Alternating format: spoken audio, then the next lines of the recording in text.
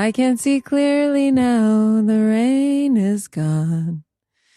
I can see all obstacles in my way. You know the sounds of LCD sound system? I was listening to them today. I can change. I can change. Even when I fall in love, נכון? As I can say, I can change if someone will fucking pay me for my work. Okay, so people tell us you should do that, you should write description, you should do it in video, you should check on the internet what people are searching relate to October 7. No problem, I will do everything. But I want payment. What the fuck? Okay, so we're going to do... We didn't even say hello to our listeners. Like, hi, everyone. Hi. We just like jumped right into it, right? New week, new energy. Maybe it's because Israel is now going inside Gaza. I also have this... Went. It started. So I have this warrior energy in my vein right now. I just want that something will happen with this podcast. I want things to blow up. I want that someone will make the call. Enough tell me what to do. Call me to take part of it. What do you have to say? I've been thinking about it a lot, because it's Sunday, right? Sunday afternoon, the beginning of our week here. It's day 23, I think, of the war. Ground invasion officially started over the Sabbath. So last week's episodes, I had a lot of warrior energy and I had a lot of rage that kind of came out. The mic drop in episode 16. And I really reflected on that this weekend. Were you around when the rocket hit a building about a mile away from here, 2 kilometers away from here? Yeah. So it was an intense weekend. And I really thought about myself also in this. I feel like we've been going 3 weeks. There was a lot of the shock, the sadness, the rage, lots of different things. And then it's okay, so now what? You know what I mean? I don't want to just get on the mic all the time and just be either angry or responding to people that aren't even here and that are commenting in the digital space and with their energy. I don't want to be in that energy. So it was a lot of reflection this weekend about, well, where are we going with this and what has felt really good so far, and the feedback that we've been getting, everything from one girlfriend who's I just keep hitting refresh, and another person who started listening from the beginning, and someone older who's in her late 70s, lives on the West Coast, and her dad was in Auschwitz, and she called me this weekend just to say thank you so much for what we said in episode 16 and my speech. And she said, thank you. I'm so proud of you. And then she started crying. I was completely blown away. She was thank you for speaking up for us. So there's this question of where do we meet our listeners also? And listeners, we're curious to hear from you, really. Some of you have been saying that this is helping you feel less isolated in the world, which is awesome. We're happy to be here to support. Some people are saying that it's giving them some new perspectives, changing their perspectives a bit, or inviting new conversations between them and people in their communities.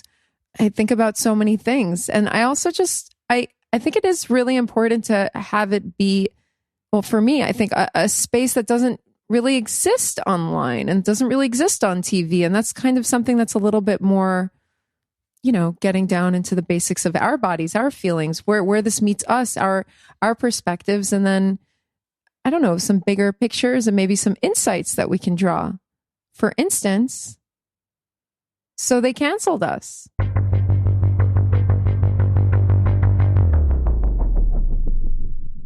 Should I mention that we're not doing a recap this week?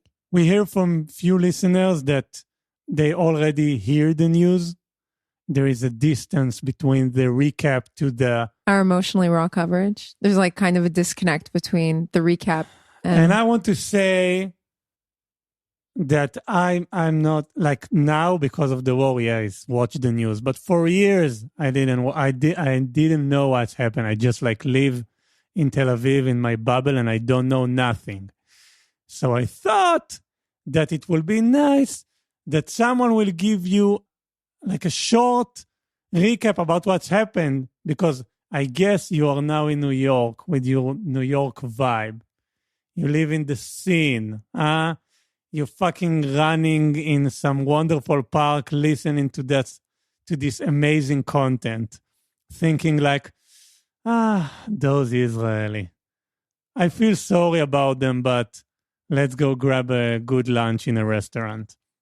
But I guess you don't want a recap, motherfucker. Stop. There's also like the complexities of doing a recap here. Like everything is happening all at once. Like the news, I just like hit refresh, and every hour there's some crazy shit. Did you see like Sarah Netanyahu's like counsel or lawyer or whatever? She's like been suspended for 2 weeks because of some Facebook post she wrote at the beginning of the war where she was calling like people on the Israeli left, traitors and all sorts of like, we have so many levels of crazy shit happening here. We have like ultra-Orthodox people enlisting in the army, which is something that, no one was able to get them to do until now. And then Bibi Netanyahu, Gantz, Gallant, they gave that press conference last night and they were like, we went in. If there was any doubt about what happened Friday night, here we are to formally say ground invasion started. And then there was a question and answer. There was a Q&A with the press, and people had an opportunity to ask. Why do you have to be like an really like angry 60 years old gray hair dude that say why like you can be just a nice gentleman? Why you must be so, how do you say, zoef, cranky? Yeah, he's crabby. He's like, I don't know. His vibe is like, we're going in. But he has that like smirk on his face when he talks. Like he pisses me off. And then like everyone, every senior leader, every director of anything in this country, like for the past few weeks has been like, I take responsibility. No, I take responsibility. I take responsibility for the omissions here. I take responsibilities for the deaths. And this guy's just like, he's just like, whatever. We'll see what's up.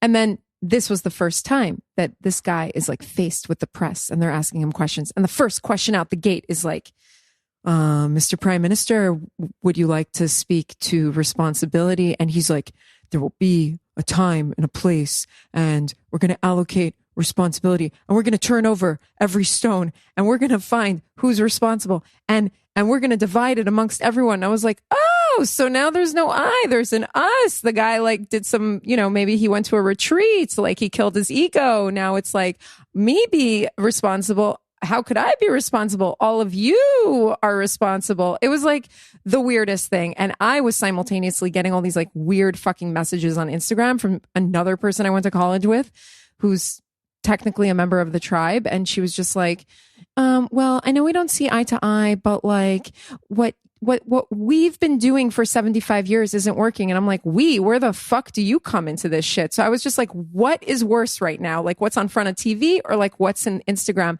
And when it was all over, you know what song I put on?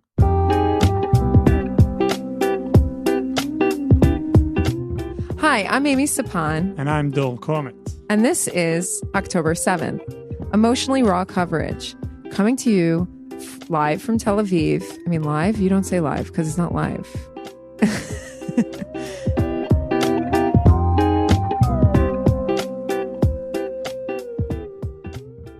Will be the new template, okay? You understand? This is like the new template for now. This is like the new news. For this week. Yeah. Okay. The story began in 2015. I've been in Cambodia, a guest house that is like on the river with this wonderful balcony deck, and people just from all over the world that hang there and just play chess and play some music and drink their really cheap cocktail and just, a vacation.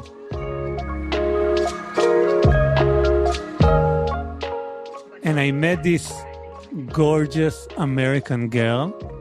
It's okay to say that the name, like there was like gazillions American, yeah. I would still change the name without a last name. I mean. Okay, so let's call her Angie. Angie's a great name. Okay. So I was on a crush on Angie. And she told me that she was dating this Israeli dude and now she's very like sad. And I was like, another Israeli dude that ruined my plan. Like, you know, like took my spot before me. Anyway, I was on crush on her. And like, imagine this Cambodia on the river. She was so pretty. And I tried to like,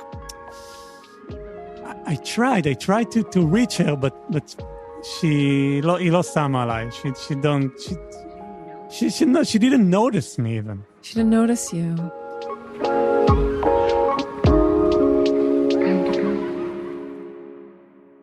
Five years later, I open an Instagram, do a follow, and since then, I saw her traveling in the world, making cupcakes, you know, and all that jazz. Yesterday, I saw a story of her, really like pro-Palestine story. We need another name for it because that's not what, like, we have no issue with the Palestinian thing. You're talking about the stuff that's like, Israel has all the responsibility for everything that's happened here. Yeah. No mention of the Nova Festival, no mention of October 7th. And if there is a mention, it's like, those women deserved it. It's fine. Like that. So that's like not pro-Palestinian. Like I think that's just anti-Israel, you know, like. And I was like, on the one hand, I want to send her like a message, like, what about, I don't know, show some like reels of raping of innocent Israeli women, or want to just send her like a crying emoji and tell her like, I know you didn't notice me back then in Cambodia, but you know, like, no, you know me, like, you see that I watch your story. Give me some respect. And then I thought, like, why should I take part of Israeli-Palestinian conflict in Instagram? Like, what is my connection? Like, am I the voice of the government? Like, am I one of these gray, ugly 60 years old dudes? I'm just a person. I live in Tel Aviv. I'm still watch your story and you still... Yeah, I'm still on crush on you, even though you put some anti-Israel content. There's this question of like, why even get involved? A lot of people have been like, I'm leaving social media. I'm gone. And I'm like, I'm not ready to do that step either. And then for years, I've kept people in my network that I don't agree with them politically. My parents, I didn't cancel my parents because they voted for Trump. I didn't cancel like friends of mine because, you know, maybe they're really into like whatever politician or whatever they're into, or maybe they're only eating meat, or maybe they're only vegan, like whatever. There's enough room for everyone. And I've really, you know, family members of mine have taken issue. They're like, I saw that you have a friend and their profile picture. I'm like, why are you looking at that's really creepy. Like, why are you policing me based on my network? And I was like, you know, trying to explain, I was like, Dad, not, you know, there's like, I have like almost 3,000 friends on Facebook. They're not really all friends. Some of them are, you know, people I met when I was, you know, traveling or whatever. But then there's like, now lately I've been like unfriending, unfollowing. And not only when you unfollow on Instagram, it's like, do you want to remove them as one of your followers? And my account's private. So I've just been like, yeah, maybe I do. And then yesterday I had this thought and I was like, I don't want to just have friends that agree with me. I don't want to build an echo chamber. Like, I've been spending such a long time cultivating so many of these relationships. But at the same time, it's like Russian roulette. You know, is Russian roulette the one where you put the bullet into the gun and then you spin it? Bullet. Yeah, you put one bullet into the six bullet chamber thing. I mean, and then you spin it and then like, oops, you know, if you shoot and you shot a bullet, like, boop, you're dead. And that's kind of how it feels sometimes. I'm just like, yesterday it was Saturday. We met at the safe room during one of the air raid sirens spontaneously. But it was mostly I was able to be in kind of a different space and do some reading and do some translation work and just kind of chill for a second. Then, just catches you by an ambush. One of these conversations on Instagram or one of these. And then the thing is, I know a lot of people here are like, oh my God, what's happening on the campuses is crazy. But for me, it's not this like abstract thing happening on the other side of the world. Like, I went to some of these schools. Or it's like people that are in my networks, or it's people that we were friends, or these are people that like they would come to town and we would hang out, or if they needed a favor, I would, pass along another contact to them. These aren't just like people that I met for 5 minutes necessarily. Some of the people where the most agitas is coming from are people that we lived in the same building, or we were neighbors, or we were in classes together, whatever it was. And that's been really painful. And I'll say this, look, get involved, don't get involved, but like, it's very real. And I think it's a very strange thing that now we're in this point of time where like all the people that were like, words matter, we need bullying, like laws against bullying online, to protect the kids and to protect adults from online bullying. The same people are really bullying. Like, I've been feeling, I don't know if this is crazy, but before I get to that, I don't want to be silenced. People are fucking talking over my experience. I'm not saying that like Jews in America shouldn't have an opinion about what's going on. And there's a lot of anti-Semitic shit going on about this. But like people posting stuff and they're saying like, I'm a Jew and I want to like end the war, or I'm like anti-Israel and pro-Hamas or whatever it is, like supposedly in our name, that pisses me off. And so it's like this delicate balance, because at the same time, we have so many supporters and so many allies living around the world who have been like sending money and support and calls and like working on campaigns. And it's amazing. And I'm so happy that they're part of the network. But the biggest betrayal for me is like these people that are supposedly in our community, but like then coming out and so publicly and just like waving the flag and being like, everyone look at me, like I'm a Jew and I disagree with all the other Jews, or I disagree with all the Israelis, and like I count more because I'm smarter, or I'm on a moral high ground, or whatever the fuck. And I really resent that and it's really painful also. It's offensive. And then you get offended and people are like, don't take it personally. And it's like, but didn't we just say that bullying online is real? Like, what are we even talking about anymore? We're in this like very weird space. And I don't know. It's like, I had this realization last night while all of it was going on. And, I was upset. I was just like, what the fuck? And blah. And then I was like, you know what? That's it. So they canceled us. The people that believe in canceling, like it's their religion, right? Like there's church and there's Catholic church and there's evangelicals and there's Jews and Hindus and Buddhists and there's people that are into cancel culture. So they canceled us. So what? What's next?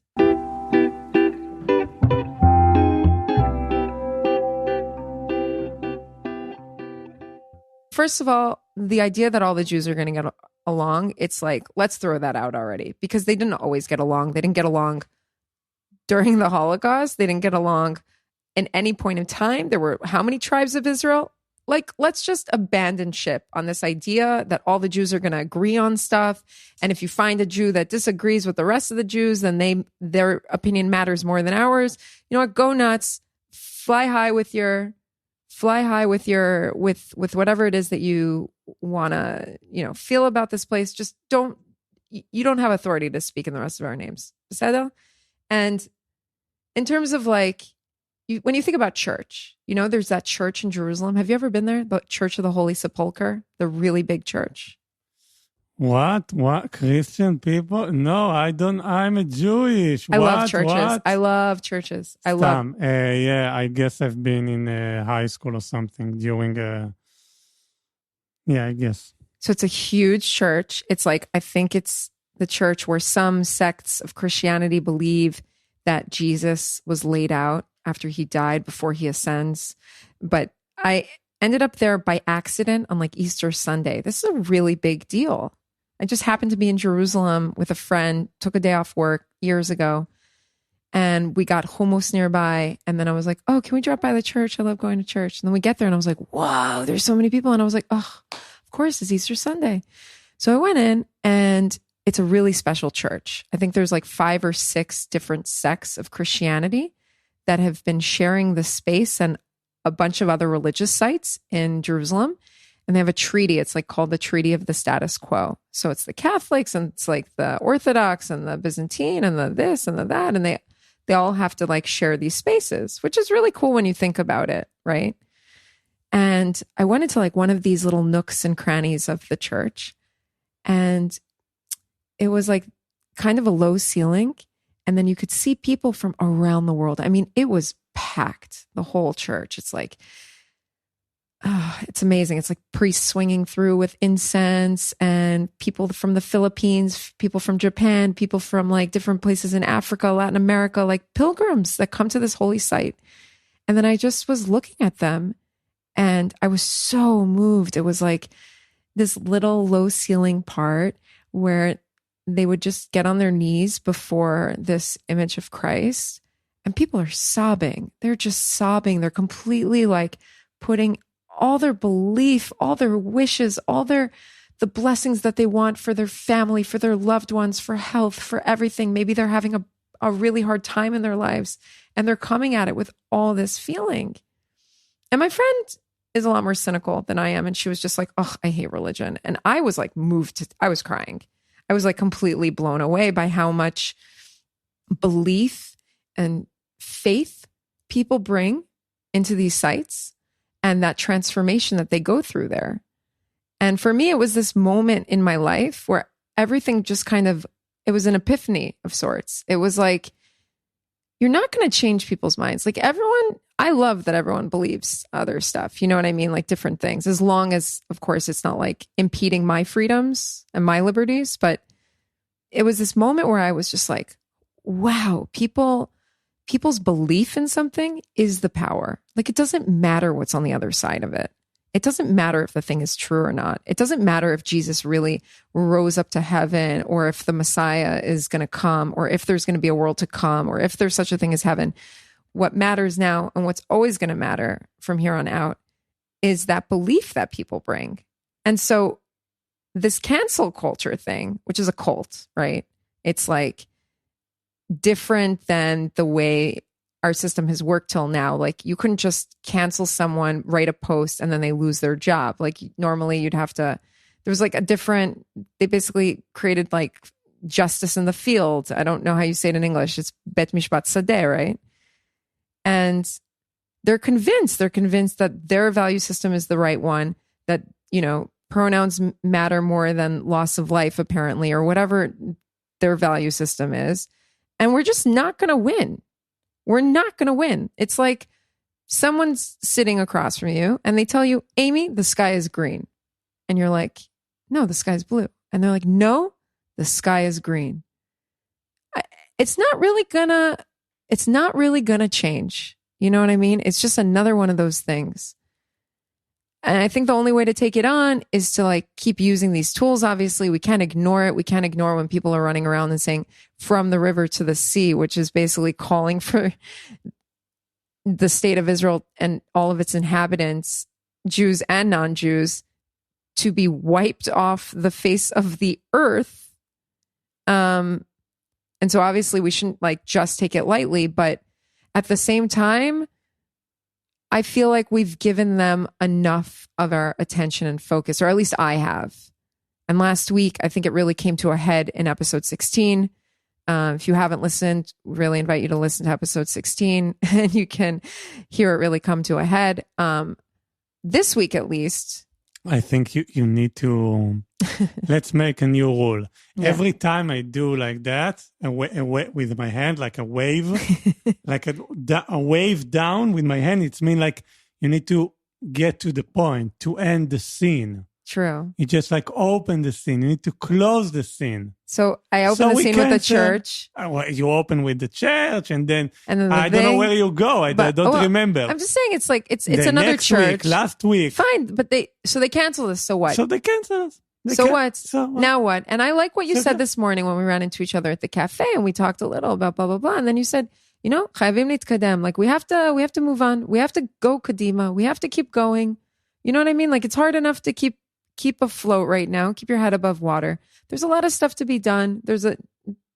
We're only in the second phase of this thing. There's stuff happening here. And also, I was listening to Thriller by Michael Jackson today. You know what I mean? It's still on Spotify. But... So, I mean, Halloween's coming up. It got stuck in my head. It is pretty horrifying what's going on. So I listened to Michael Jackson today. You know what I'm saying? I totally do.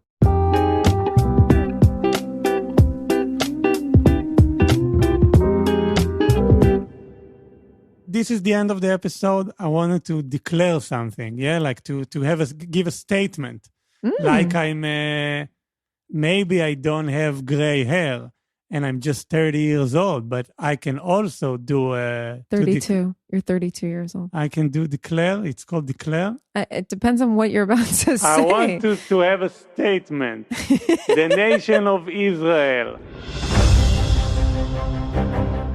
New York people who listen to me right now. They're not just in New York. There's people listening in Colorado, California, Mexico. U.S. people, listen to me. Also Canada. I told Amy, we are now in episode, what is it, 19, 18? 17. 17, yeah?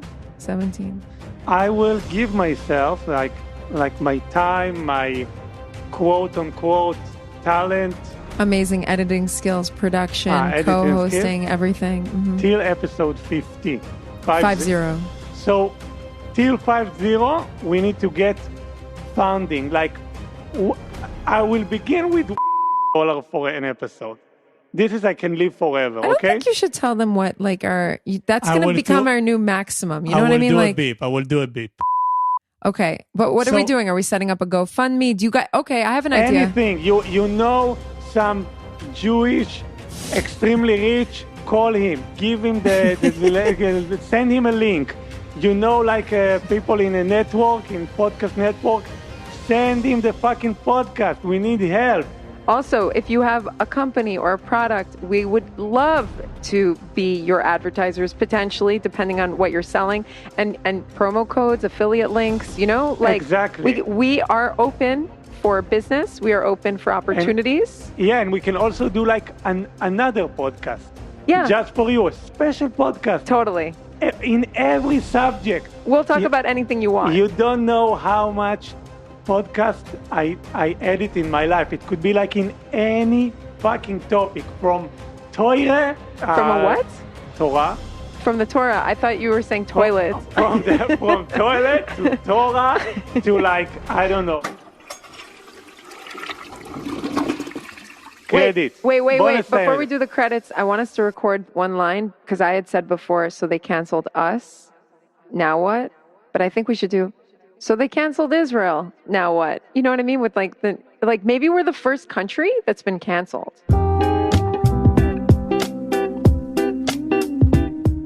Thank you, Shema Productions, Jonathan Gall, Maya Schlesinger, Dor Comet. I'm Amy Sapan.